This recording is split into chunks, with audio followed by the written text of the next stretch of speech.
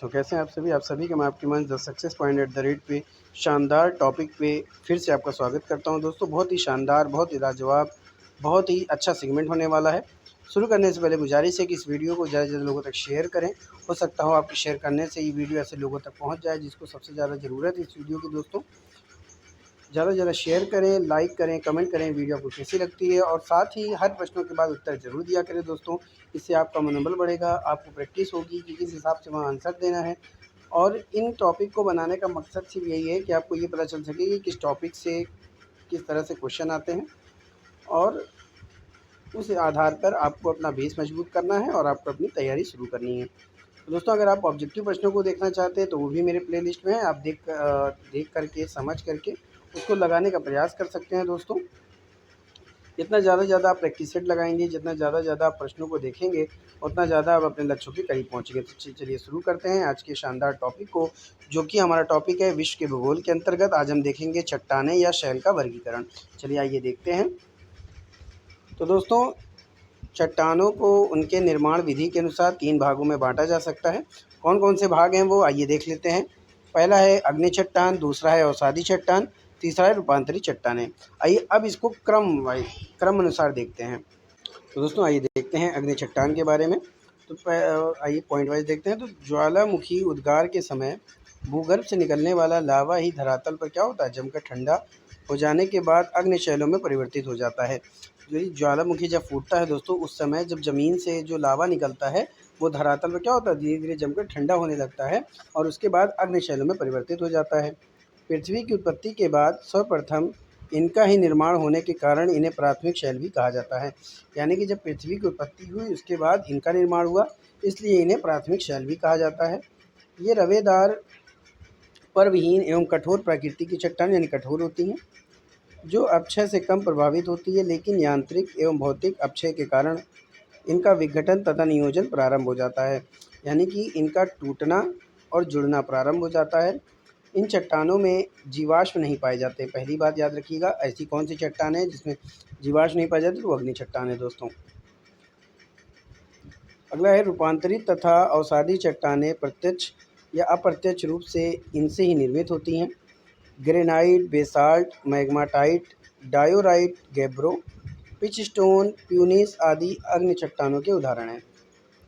तो अग्नि चट्टान जो होती है वो 2 प्रकार के होते हैं। पहले उत्पत्ति के आधार पर, दूसरा रासायनिक के आधार पर।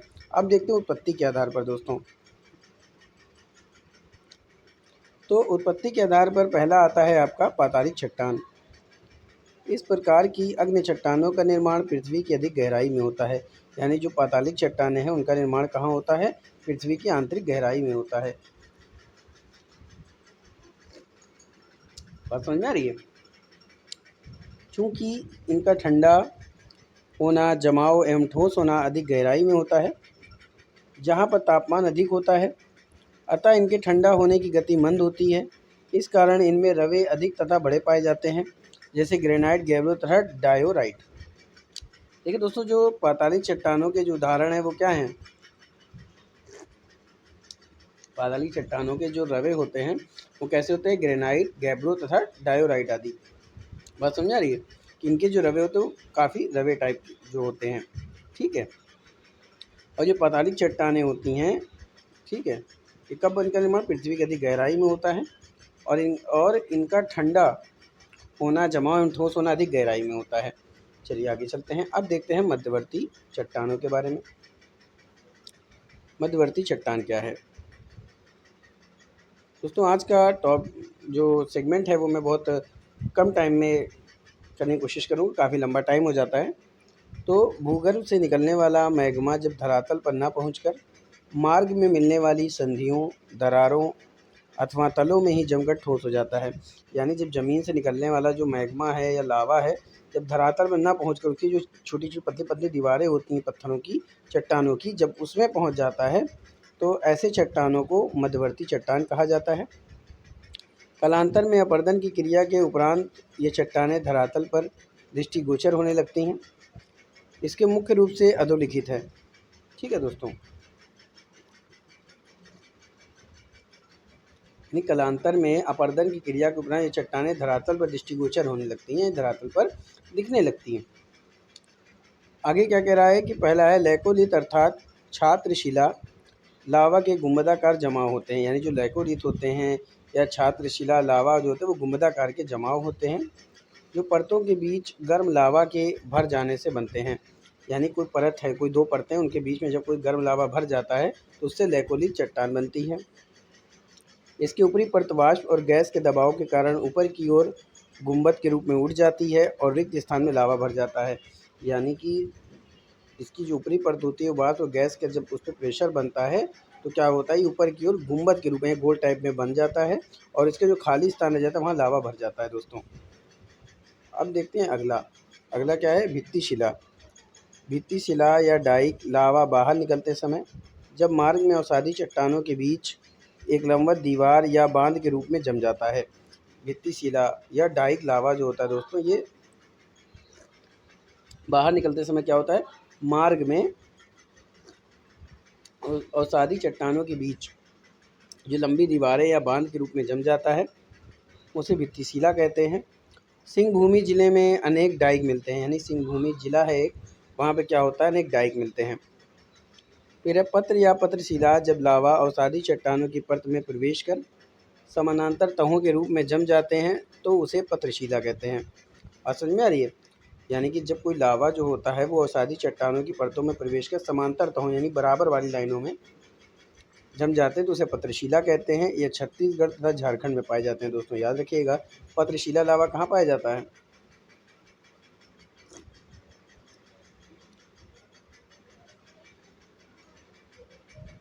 ठीक है, ये छत्तीसगढ़ तथा झारखंड में पाए जाते हैं दोस्तों। बात समझ में आ रही है। ये सब आपका मध्यवर्ती चट्टानों के अंतर्गत आ रहा है। चलिए आगे चलते हैं। अब देखते हैं लेपोलिथ अवसादी चट्टान। लेपोलिथ अवसादी चट्टानों में जब जमा लावा जमकर तस्तरी नुमा आकार ग्रहण कर लेता है। यानी कि जो अवसादी चट्टानों में जो लावा जमकर तस्तरी नुमा आकार ग्रहण कर लेता है उसी आकृति को क्या कहते हैं, लेपोलिथ कहा जाता है। और ये दक्षिण अमेरिका में मिलते हैं। अगला है फैकोलिथ। भूमि के भीतर लावा का लहरदार जमा होता है। जो फैकोलिथ होता है वो भूमि के भीतर लावा का लहरदार जमा होता है। अगला है बायोलिथ। ये बैथोलिथ, माफ़ कीजिएगा, बैथोलिथ मुख्यतः पर्वतीय क्षेत्रों में जहाँ ज्वालामुखी क्रियाशील होते हैं धरातल के नीचे काफ़ी खड़े ढाल वाले गुंबदाकार रूप में विशाल लावा का जमाव होता है। यानी जो बैथोलिथ होता है वो क्या होता है, वो पर्वतीय क्षेत्रों में जहाँ ज्वालामुखी ज़्यादा क्रियाशील होते हैं उनके धरातल के नीचे काफ़ी पाया जाता है। अगला है दोनों प्रकार की चट्टानों फैकोलिथ व बैथोलिथ को अंतर्वेदी या अभ्यंतरिक, ठीक है, अभ्यंतरिक चट्टान भी कहते हैं। ठीक है, अभ्यंतरिक चट्टानें भी कहते हैं, याद रखिएगा दोस्तों। जो फैकोलिथ या बैथोलिथ होता है उसको अभ्यंतरिक चट्टान भी कहते हैं। अब देखते हैं बाह्य चट्टान के बारे में दोस्तों। बाह्य चट्टान क्या होती है। बाह्य चट्टान दोस्तों ज्वालामुखी के उद्बोधन के समय मैग्मा के धरातल पर आकर ठंडा होने से जो चट्टान बनती है।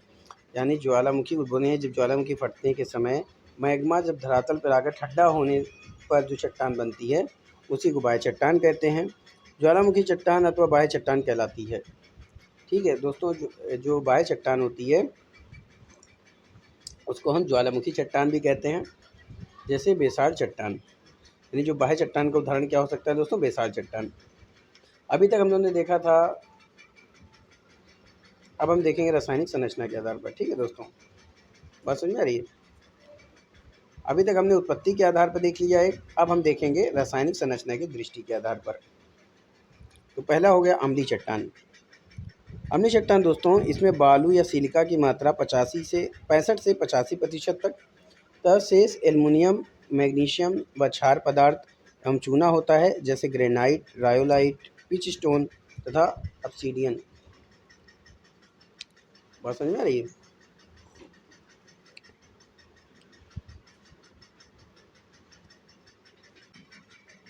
ऑब्सीडियन, तो ये अम्लीय चट्टान है दोस्तों, जिसमें सिलिका की मात्रा या बालू की मात्रा कितनी होती है, 65 से 85% तक होती है। अगला होता है दोस्तों क्षारीय शेल। ये रासायनिक प्रकृति के आधार पर है दोस्तों। ठीक है, क्षारीय शेल। क्षारीय सेल की बात करें दोस्तों तो इसमें सिलिका की मात्रा कम होती है, इनमें फेरो मैग्नीशियम की प्रधानता होती है, लोहे की अधिकता के कारण इन चट्टानों का रंग गहरा होता है, इनका घनत्व भी अधिक होता है जैसे बेसाल्ट रायोलाइट। ठीक है, जो क्षारीय सेल होते हैं उनमें सिलिका की मात्रा कम होती है, फेरो मैग्नीशियम की प्रधानता होती है, लोहे की अधिकता होती है जिसके कारण चट्टानों का रंग हल्का गहरा होता है, इनका घनत्व भी अधिक होता है जैसे बेसाल्ट और रायोलाइट। अगला है पूर्व की चट्टानों के ऊपर। ठीक है प्यारे दोस्तों, पूर्व की चट्टानों के ऊपर स्थित बेसाल्ट चट्टान टोपी के समान दिखाई पड़ता है, यानी चट्टानों के ऊपर स्थित जो बेसाल्ट चट्टान होती है वो टोपी के समान दिखाई देती है। इस प्रकार स्थल आकृति को मेसा कहा जाता है। याद रखिएगा, ये जो टोपी नुमा आकृति जो दिखाई देती है उसको क्या कहते हैं? मेसा। अगला है अपर्दन के कारण मेसा का अधिकांश भाग कट जाता है। अपर्दन मतलब कटना ही होता है दोस्तों, एवं उसका आकार छोटा होने लगता है। यानी जब अपर्दन जब कटाव या छिड़ाव होता है तो मेसा क्या होता है, उसका अधिकांश भाग कट जाता है जिससे उसका आकार छोटा होने लगता है। अत्यंत छोटी आकार वाली मेसा को बूटी कहा जाता है दोस्तों। मेसा की जो छोटी आकार वाली होती है उसे क्या कहते हैं? बूटी। अगला है धरातल के नीचे परतदार चट्टानों के बीच स्थित लावा गुंबद के ऊपर की मुलायम चट्टान अपर्दन द्वारा नष्ट होती जाती है। ऐसे समझिए, धरातल के नीचे जो परतदार चट्टानों के बीच लावा होता है वो गुंबद के ऊपर की जो मुलायम चट्टान अपर्दन द्वारा नष्ट होती जाती है। इस प्रकार लावा गुंबद धरातल पर दिखने लगता है एवं यह अवरोधक चट्टान संकरी एवं लंबी कटक में परिवर्तित हो जाता है। यानी लावा जो है वो गुंबद धरातल पर, लावा गुंबद क्या धरातल पर दिखने लगता है एवं इसका अवरोधक चट्टान संकरी एवं लंबी कटक में परिवर्तित हो जाता है। इस प्रकार की स्थल आकृति को हॉन्गबैक के नाम से जाना जाता है या कहा जाता है। हॉन्गबैक से मिलती जुलती स्थल आकृति दोस्तों, मिलती जुलती स्थल आकृति जिसका ढाल एवं डिप झुका हुआ हो काविष्टा कहलाता है। देखिए दोस्तों, यहाँ से प्रश्न बन सकता है, बहुत इंपॉर्टेंट ये लाइन है, आप याद रखिएगा कि हॉन्गबैक से मिलती जुलती एक स्थल आकृति है जिसका ढाल एवं टिप झुका हुआ हो वो काविष्टा कहा जाता है। दोस्तों ये ऑब्जेक्टिव टाइप में प्रश्न आपसे पूछे जा सकते हैं। अगला है अवसादी चट्टान। देखिए दोस्तों, 3 प्रकार से हमने देखा था, अग्नि चट्टान, अवसादी चट्टान और रूपांतरित चट्टान। चलिए अब अगला देखते हैं। तो दोस्तों चट्टान चूर्ण होकर नीचे जमा होने लगता है, यानी जब चट्टान टूटने के बाद चूर्ण के रूप में नीचे जमा होने लगता है और अवसादी सेल का निर्माण होता है। इसकी रचना परतों के रूप में होने के कारण इसे परतदार शैल भी कहते हैं। अवसादी चट्टानों को दोस्तों एक और नाम से जाना जाता है जो कि परतदार शैल के नाम से। दोस्तों चट्टान को शैल भी कहते हैं, ये भी याद रखिएगा। अवसादी शैल का निर्माण होता है, इसकी रचना जो है दोस्तों वो परतों के रूप में होती है जिसके कारण इसे परतदार शैल कहते हैं। इसमें अधिकतर जीवाश्म एवं खनिज तेल इसी प्रकार के चट्टानों में पाए जाते हैं। दोस्तों एक प्रश्न आपसे पूछा जा सकता है कि अधिकतर जीवाश्म और खनिज तेल किस प्रकार की चट्टानों में पाए जाते हैं? तो अवसादी चट्टान या परतदार चट्टान। संपूर्ण भूपृष्ठ के लगभग 75% भाग पर अवसादी शैलों का विस्तार है, जबकि क्रस्ट के निर्माण में इनका योगदान 5% है। ऐसे याद रखिएगा दोस्तों, पृथ्वी के जो क्रस्ट का निर्माण होता है उसमें अवसादी चट्टानों का प्रतिशत कितना है? 5% है। याद रखिएगा कितने प्रतिशत है? 5%। इन चट्टानों का वर्गीकरण जो है वो अर्धलिखित है। चलिए अब देखते हैं विशेषताएं एवं उपयोग चट्टानों के बारे में। दोस्तों चट्टानों क्या क्या विशेषताएं होती हैं उसके बारे में भी हम जान लेते हैं। चट्टानें अलग अलग रूप में यानी भिन्न भिन्न होती हैं जिनका निर्माण छोटे बड़े भिन्न कणों से होता है। अगला कह रहा है कि इन चट्टानों में परत अथवा स्तर होते हैं जो एक दूसरे पर समतल रूप में जमे रहते हैं। अगला है इन चट्टानों में वनस्पति एवं जीव जंतुओं के जीवाश्म पाए जाते हैं। इन्हीं चट्टानों से कोयला, स्लेट, संगमरमर, नमक, पेट्रोलियम आदि खनिज प्राप्त किए जाते हैं। यानी जो अवसादी चट्टानें होती हैं उसमें जो वनस्पति एवं जीव जंतुओं के जीवाश्म पाए जाते हैं और इन्हीं चट्टानों से हम कोयला, स्लेट, संगमरमर, नमक, पेट्रोलियम और खनिज प्राप्त करते हैं। अगला है ये चट्टानें अपेक्षाकृत मुलायम होती हैं।